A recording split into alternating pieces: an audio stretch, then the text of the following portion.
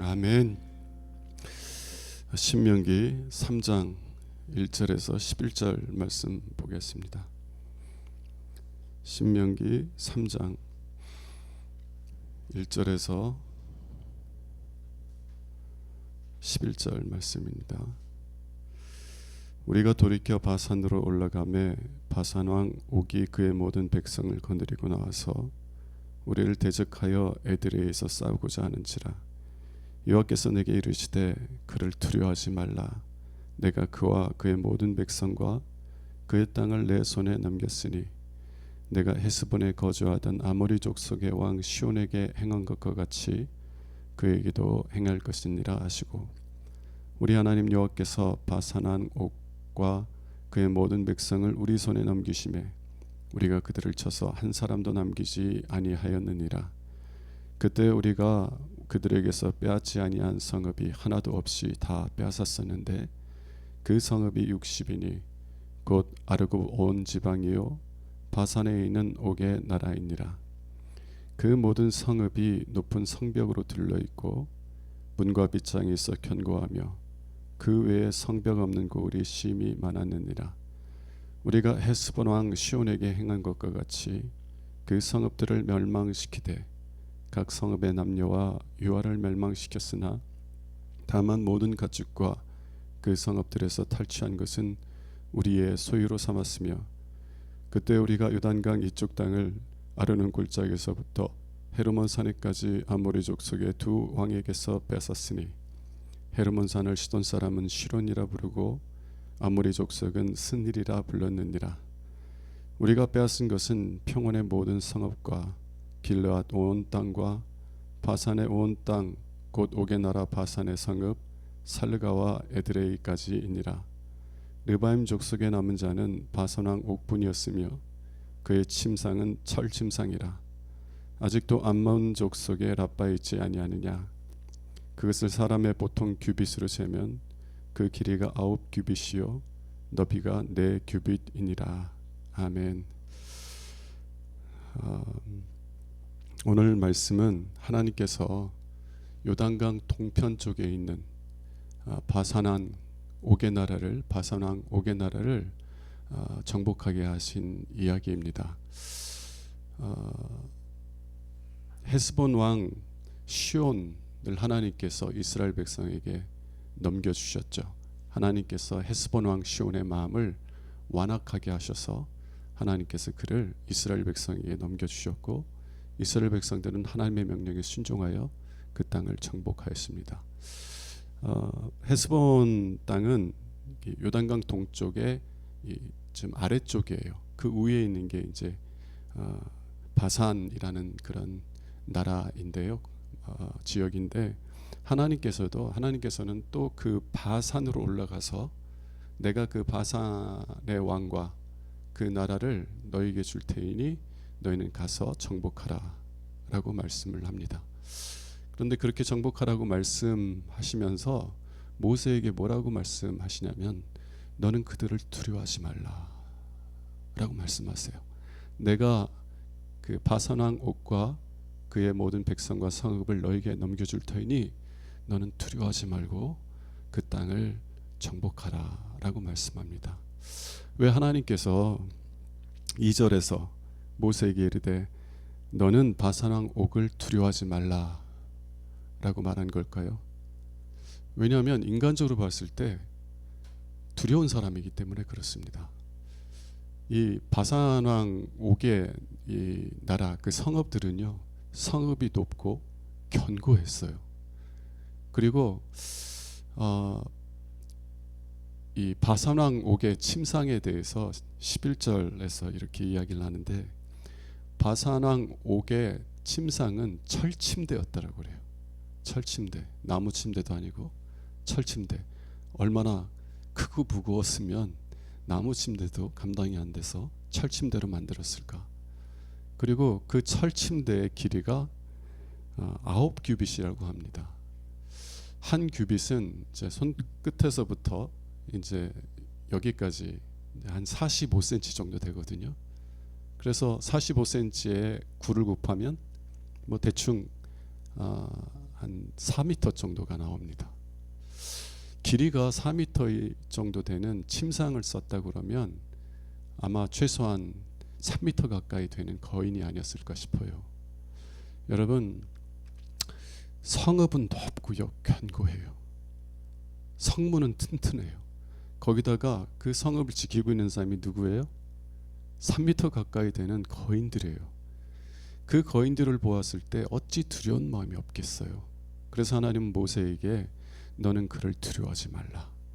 내가 그를 그리고 그의 성읍들, 그의 백성들을 넘겨줄 터이니 두려워하지 말고 담대히 나아가 그 성읍을 점령하라라고 말씀하신 것입니다. 그래서 모세가 하나님 말씀을 신뢰하며 백성들과 함께 나아가서 그 성읍을 다 점령하는데요. 저는 이 이야기를 통해서 이런 질문을 좀 묻기를 원합니다. 어떤 질문이냐면, 여러분 민수기 13장 14장에 보면은 똑같이 하나님께서 명령하세요. 12명이 그 가나안 땅을 탐정하고 싶다고 그래가지고 탐정이라고 하나, 뭐라고 하죠? 정탐 정탐 하자고 그래가지고 모세가, 하나님 뜻은 아니고요, 백성들이 그래도 우리가 어디로 가야 될지 어떻게 공격해야 될지 알아야 되니까 정탐을 미리 했으면 좋겠다. 그래서 모세가 좋은 생각이라고 해서 각 지파의 대표들 한 명씩 뽑아서 12명을 그 가나안 땅을 정탐하게 합니다. 근데 갔는데 그 땅을 정탐하고 돌아올 때 그 어깨에다 뭘 메고 와요? 포도 한 송이를 메고 오는데 남자 둘이서 그 포도 한 송이를 이렇게 쥐고 온 거예요. 포도가 얼마나 크면. 그러면서 뭐라고 하냐면, 정말 그 땅은 하나님께서 말씀하신 대로 너무 좋은 땅이더라. 젖과 꿀이 흐르는 땅이더라. 근데 거기에서 끝났으면 좋은데 그 정탐꾼들 중에 10명이 뭐라고 그 땅에 대해서 악평해요? 그 땅에 가보았더니 성읍들은 견고하고 그 주민들은 강하고, 그들을 보니까 마치 우리가 메뚜기처럼 보이더라. 이런 악평을 들었을 때 백성들이 뭐라고 하냐면, 모세와 아론을 원망하면서 우리가 애굽에서 죽었다면 혹은 광야에서 죽었다면 좋았을 것을, 어찌하여 여호와께서 우리를 그 땅으로 인도하여서 칼에 쓰러지게 하시려고 하시는가? 우리 처자들이 다 사로잡힐 거야. 그러니 애굽으로 돌아가는 것이 낫지 않겠어? 그러면서요, 한 지휘관, 모세, 아론 다 돌로 쳐 죽이고 새로운 그 지휘관을 세워가지고 애굽으로 돌아가려고 했어요. 그래서 결국 어떻게 했습니까? 하나님께서 맹세하사 너희들이 말한 대로 되리라. 너희들은 내가 약속한 그 땅에 들어가지 못하리라. 그리고 그들 때문에 그들의 자녀들까지도 38년 동안 광야에서 배회하는 삶을 살게 되잖아요. 인간적으로 생각하면 두려움 속에서 그럴 수 있을 거라는 생각이 들어요. 나는 키도 작은데 뭐 2m도 안 되는데 3m가 넘는 막 거인족들이 큰 창과 막 칼을 들고 나를 대적하려고 하고 있어요. 그리고 그들의 성읍은 정말 높고 크고 견고해가지고 아무리 내가 공격해도 그 성읍 안으로 들어가 있는 백성들 한 명도 죽일 수 없는 그런 상태예요. 그런 상태에서 두렵지 않은 사람이 있다면 그런 사람은 아마 없을 겁니다. 그래서 그들이 두려움 속에서 우리가 저 땅에 올라가서 싸웠다가는 우리만 죽는 게 아니라 우리 처자들도 다 노예로 사로잡힐 것이다. 내 아내, 내 사랑하는 자녀들도 다 사로잡혀서 일평생 노예 생활을 해야 될 텐데 왜 가나안 땅으로 올라가서 우리가 그런 꼴을 당해야 되느냐? 애굽으로 돌아가자. 애굽으로 돌아가자. 인간적으로는 이해돼요. 근데 그들이 하나님을 신뢰하지 못했기 때문에 약속의 땅, 젖과 꿀이 흐르는 땅을 앞에 두고도 들어가지 못하고 38년 동안 광야를 배회하는 삶을 살았습니다. 그런데 출애굽 2세대들은 똑같은 현실 앞에 있는데 부모님들이 보았던 것처럼 크고 견고한 성읍들을 보았고 그 성을 지키는 거인족들을 보았음에도 불구하고 그래서 두려웠을 수밖에 없는 그런 상황 속에서 하나님의 말씀에 순종하여 그 성읍들로 나아갔고 그 성읍들을 취하게 되었을까? 무슨 차일까? 무슨 차일까? 저는 오늘 그 차이들을 한 두 가지만 좀 살펴볼 수 있기를 원합니다. 첫 번째는요, 출애굽 2세대들은 실패를 통해서 귀한 교훈을 배웠구나 라는 생각을 하게 됩니다. 이제 부모님들이 하나님께 불순종하는 모습들을 보았어요. 그죠? 그리고 그 불순종, 하나님을 원망하는 그 불순종의 모습을 통해서 부모님들이 38년 동안 광야에서 배회하는 것을 지켜보았습니다. 부모님들의 그 영적인 실패를 통해서 이 자녀들은 무엇을 배웠어요? 야, 하나님께 불순종하는 삶이 어떠한 결과가 일어나는가? 하나님께 순종하는 삶을 살았다면 참 복된 삶을 살았을 터인데 하나님을 신뢰하지 못하고 하나님께 불순종했더니 이러한 어려움들을 겪게 되는구나 라는 사실을 깊이 깨닫게 되지 않았을까요? 때때로 신앙이 없는 분들도 참 지혜로운 분들을 봐요. 운동선수들 같은 경우에 중요한 경기에서 패배합니다. 그러면 그 이제 운동선수, 요즘 사람들 말로는 멘탈이 나갔다라는 표현을 쓰더라고요. 정말 최선을 다해가지고 중요한 경기에서 시합을 했는데 패배를 했어요. 내가 이렇게까지 최선을 다했는데도 안 되는구나 생각이 되면 어떤 마음이 들어요? 그래, 나는 안 되나 봐. 내가 이렇게까지 고생할 필요가 뭐 있어? 나는 안 돼. 그런 부정적인 생각을 갖고 포기하게 되지 않겠습니까? 일반 사람들이 겪게 되는 그런 마음 상태가 그래요. 근데 지혜로운 사람들은요, 어떻게 생각하냐면, 그래, 이번 패배를 통해서 내가 뭐가 약한지를 깨닫게 됐어. 내가 정말 최선을 다했고 그래서 부족함이 없다고 생각했는데 이번에 패배하고 보니까 내 약점이 이거였고 내 약한 점이 이거였구나 깨닫게 됐다는 거예요. 그리고는 이제 다음 시합을 위해서는 그 나에게 부족했던 부분에 대해서 더 철저하게 준비를 해서 다음 시합을 나가는 그런 사람들을 보았습니다. 실패가 아니라는 거예요.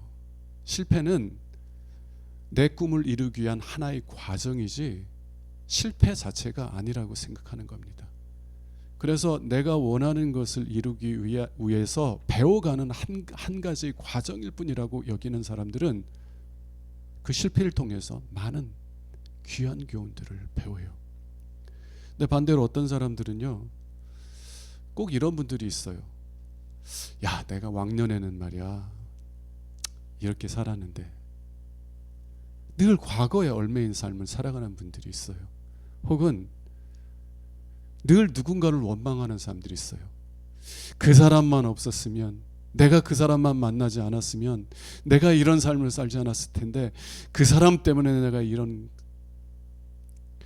여러분, 원망하는 사람들은요 어떤 마음의 사람이냐면 실패나 어려움 통해서 배우려는 마음이 없는 사람들입니다.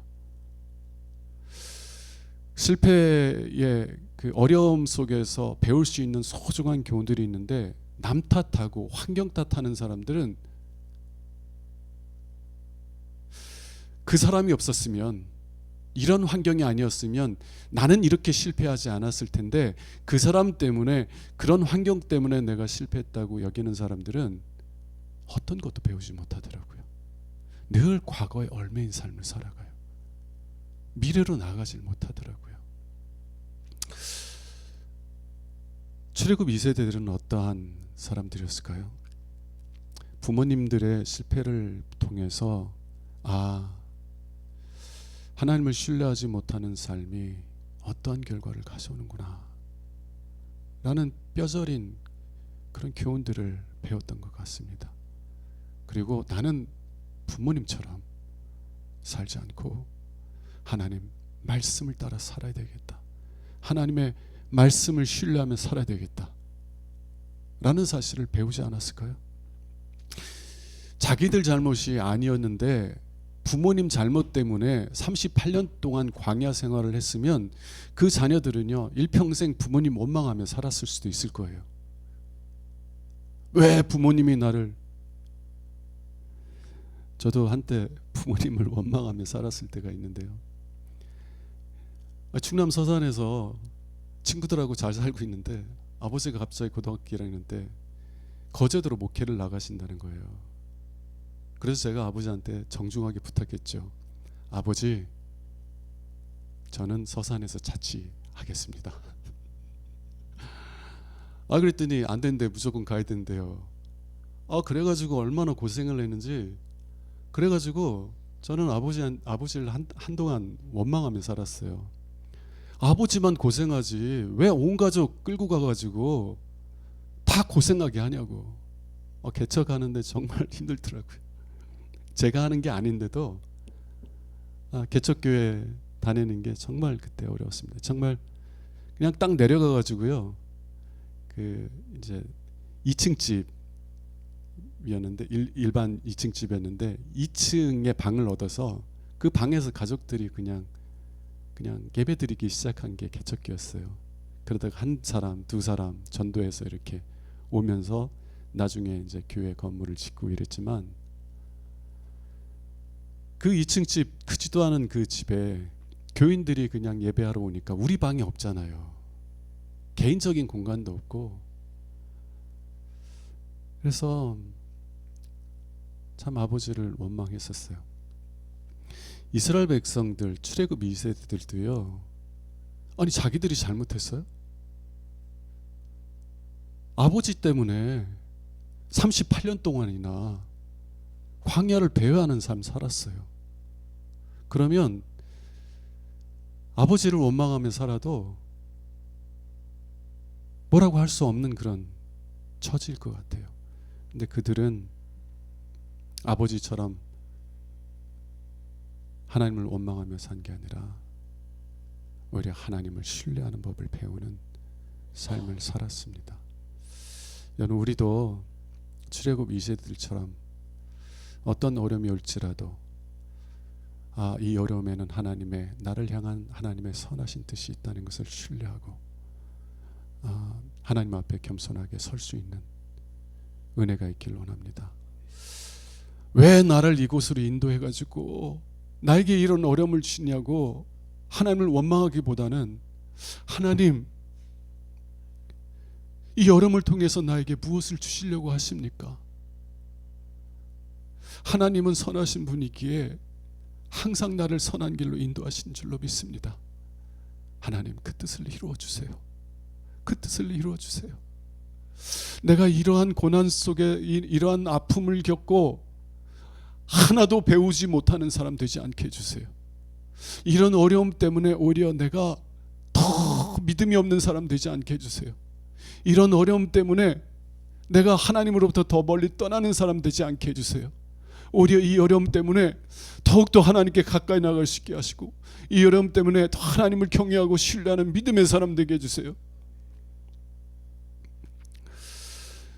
저는 어려움이 올 때마다 베드로 전서 4장 12절 이하의 말씀을 늘 묵상합니다. 그 말씀 붙잡고 늘 기도하는 거예요.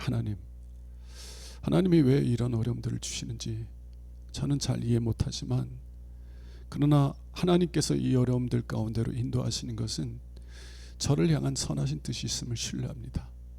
아버지, 저의 이 고난이 허비되지 않게 해주세요. 이 고난이 쓸모없는 고난 되지 않게 해주세요. 제가 헛되이 아픔을 겪는 불행한 사람 되지 않게 해주세요.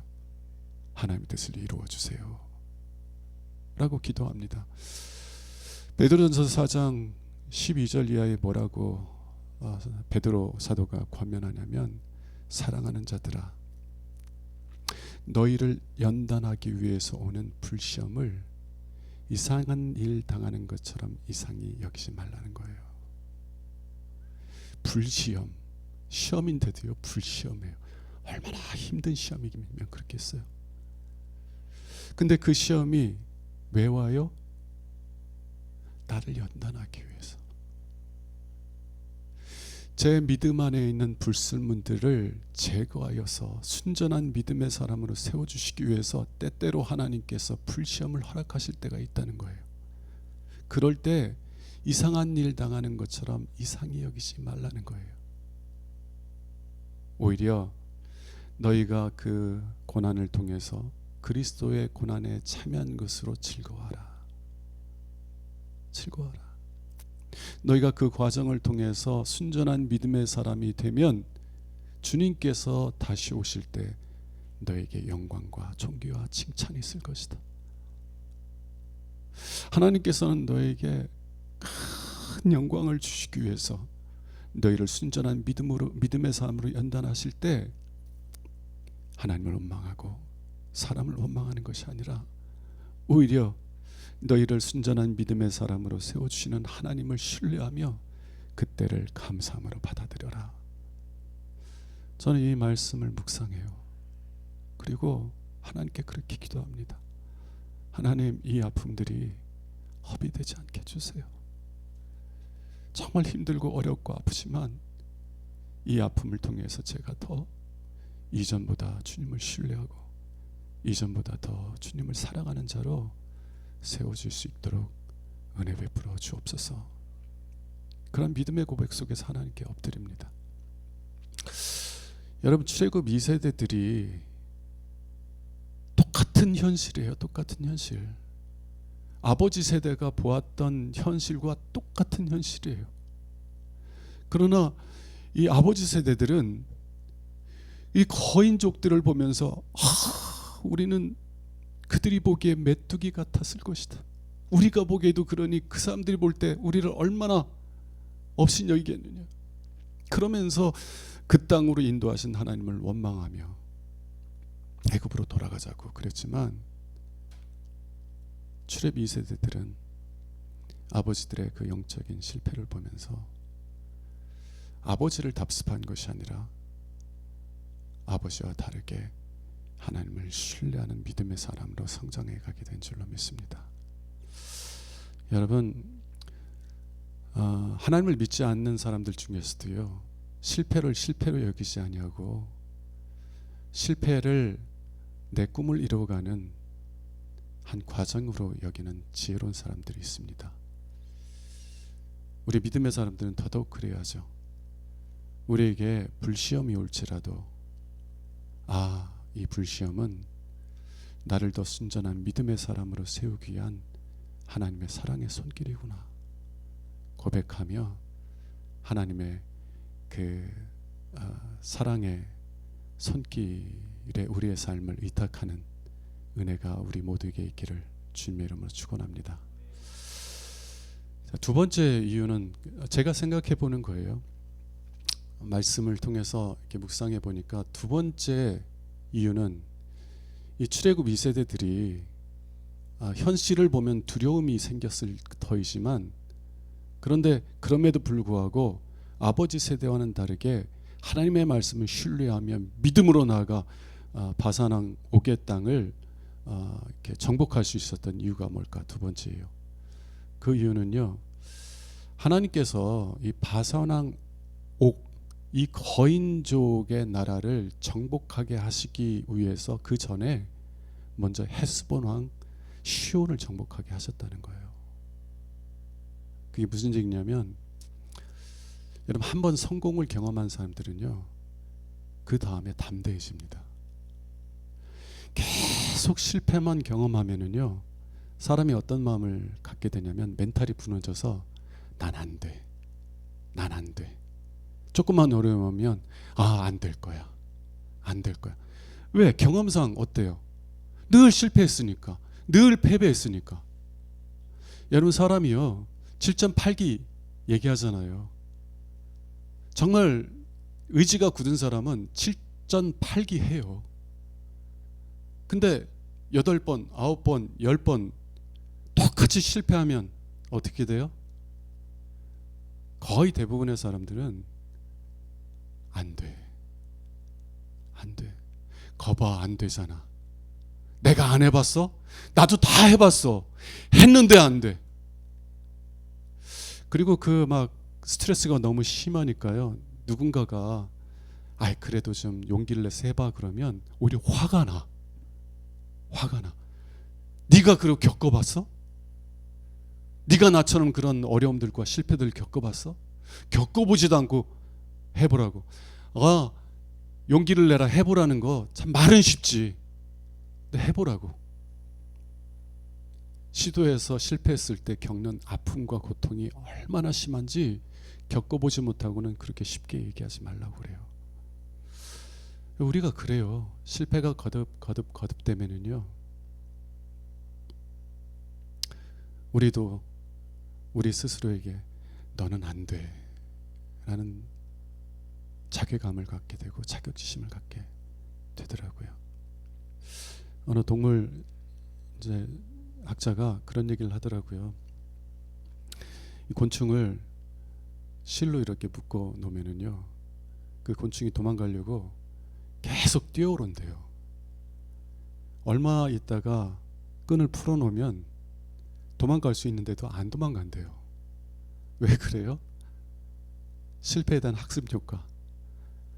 내가 도망가려고 뛰어봤는데 안 되더라.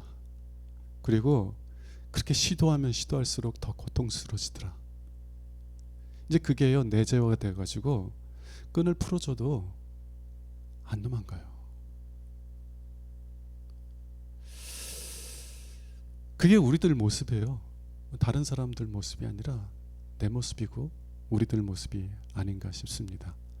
근데 하나님께서 우리의 그런 마음 상태를 잘 아시기 때문에 이런 거인족을 상대하기 전에 먼저 누구를 상대하게 해요?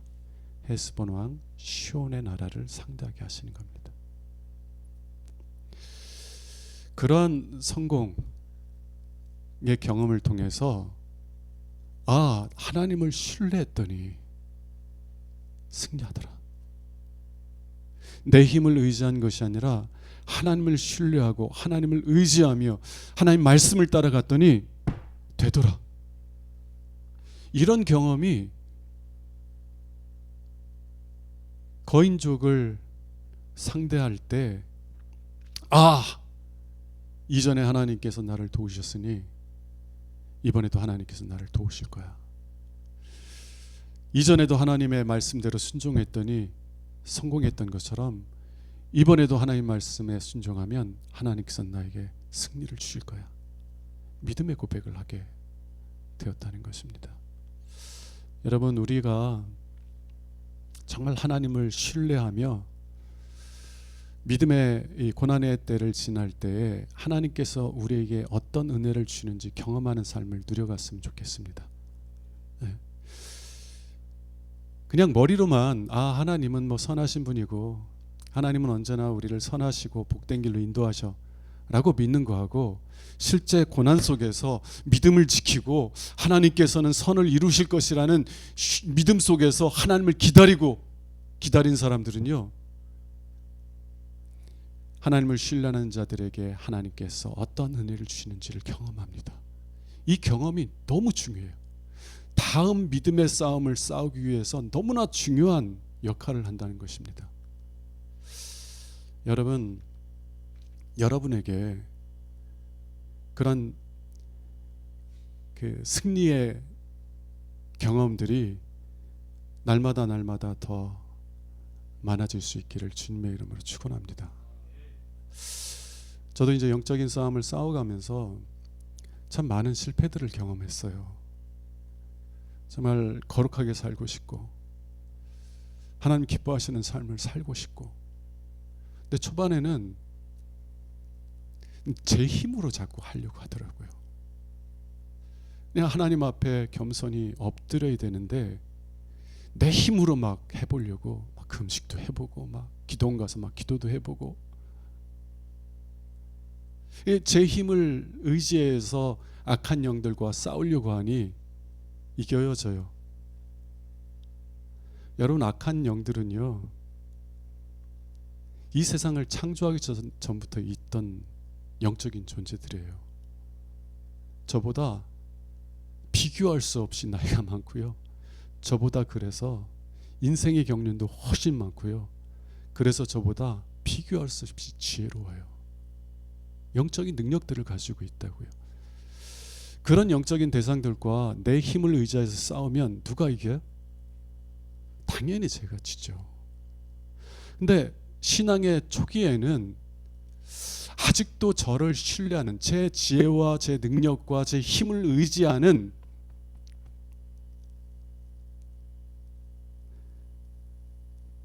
그런 상태에 있어서 자꾸 제 힘을 의지해서 악한 영들과 대적해서 싸우려고 했어요. 그래서 정말 마음은 한 진실할지라도 많은 실패들을 경험했던 겁니다. 근데 이제 그런 싸움들을 통해서 뭘 배우냐면, 제 자신을 신뢰하는 법이 아니라 겸손히 하나님을 신뢰하는 법을 배우기 시작하는 거예요. 여러분, 그 배움의 길이 결코 쉽지 않아요. 왜냐하면 하나님을 신뢰한다는 것은 내가 무력하다는 것을 인정할 수 있어야 되기 때문에 그렇습니다. 여러분, 내가 무력하다고 하는 것을 인정하는 게 얼마나 내 자존심에 상처를 주는지 여러분 아시죠? 내가 하나님의 은혜가 없이는 살 수 없다라고 하는 것이 은혜로운 말로 들리지만요, 자부심을 갖고 사는 사람들에게는 너무나 굴욕적인 거예요. 제가 그 사실, 내가 하나님의 은혜가 없이는 아무것도 할 수 없는 무력한 존재라는 걸 인정하기까지 하나님께서 저를 낮추시더라고요. 하나님께서 실패들을 통해서 저를 낮추실 때 제가 너무 힘들었어요. 왜 힘들었냐면, 제가 그런 정도밖에 안 된다고 하는 사실을 인정하는 게 너무 고통스럽기 때문에 그렇습니다. 제가 교만하니까요, 제가 탕자와 같이 하나님의 은혜를 구할 수밖에 없는 존재라는 사실을 받아들인다는 게 너무나 자존심 상하는 사실이더라고요. 근데 하나님께서 저를 이렇게 낮추시면서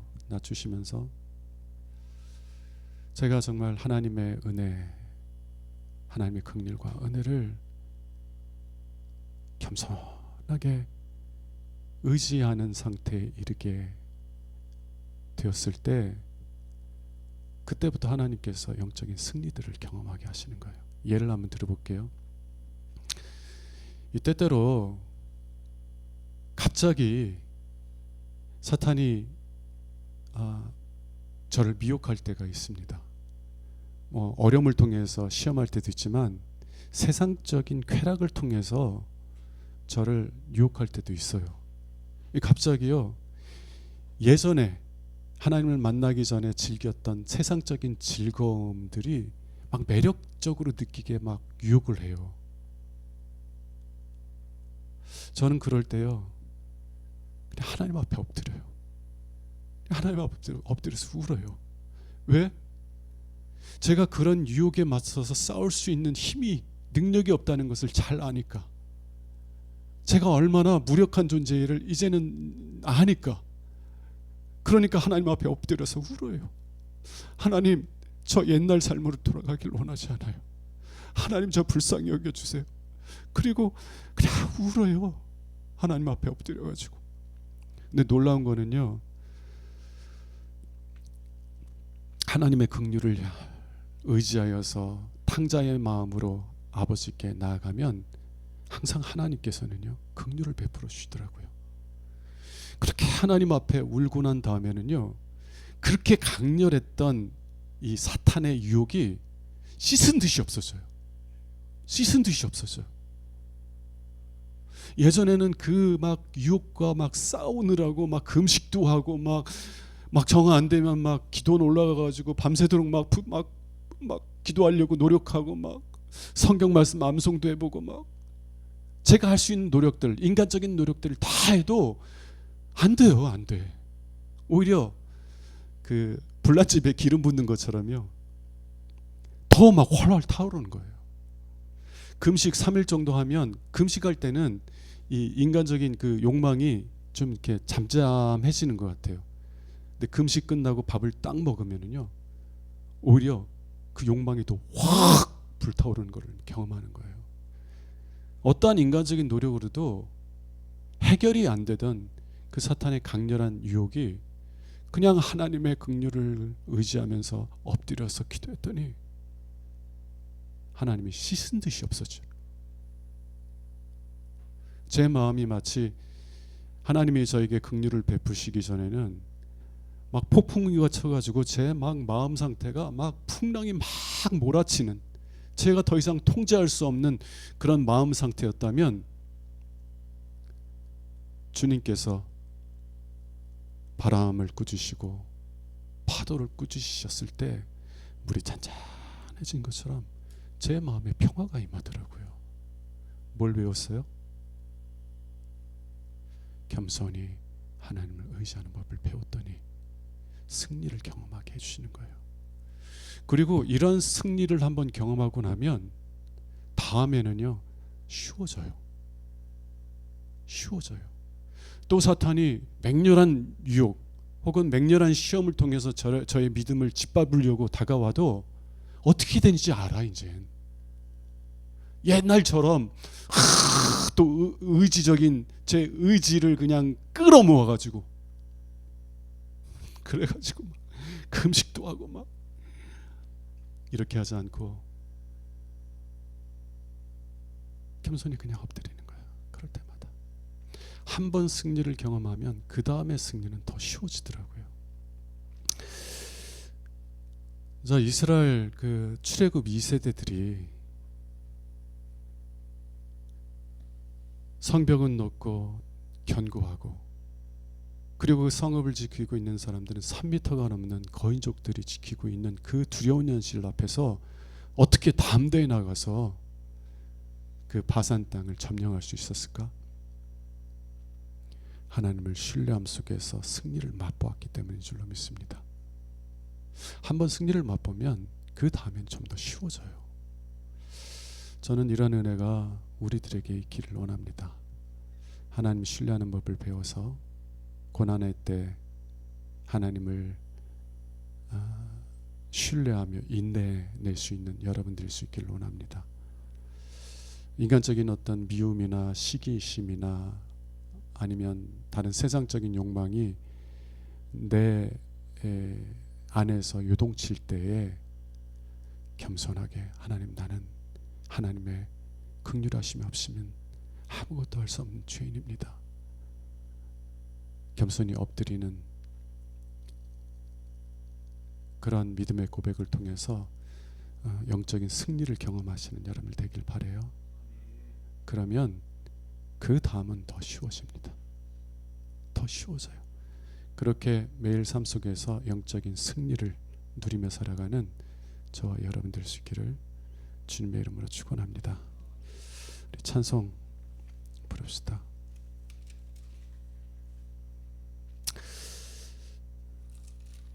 (370장)